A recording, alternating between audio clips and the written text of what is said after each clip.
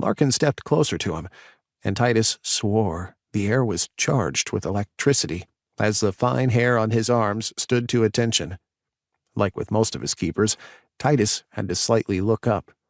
The only two around his height were Kale and Mosky, making tilting his head back slightly to meet his other men's gazes a regular occurrence.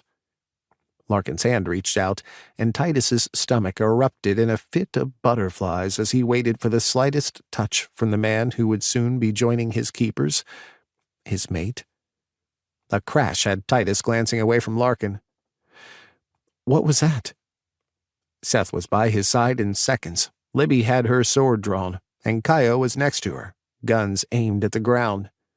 The latest battle had everyone on edge, and rightfully so. There was a target the size of Alaska on Titus's back. He wondered if there was a territory in Alaska. If he could convince the people under his protection to move to the frozen state, maybe they'd be attacked less. Who in their right mind would travel to Alaska to fight in the freezing cold? He made a mental note to talk to Ginger about the possibilities later. Ginger came bustling back down the stairs.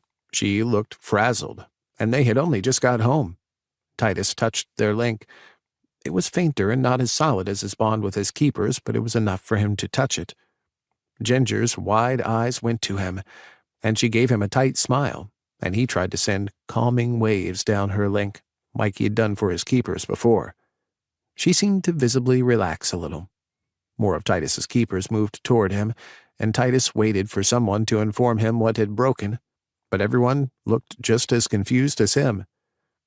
Titus took a step toward where the sound had come from.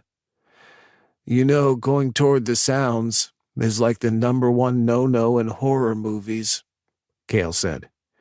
This is real life, Seth said. He glanced at Titus and then back in the direction the sound had come from. Yeah, and you can't say our lives aren't just like a horror movie, Kale argued. He had a point. Titus sighed.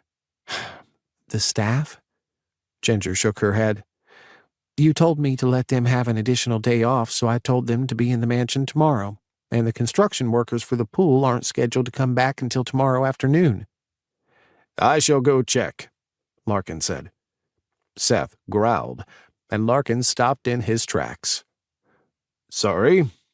He looked apologetic, and Titus touched Seth's arm. He was always this way until the Edeli officially became a keeper.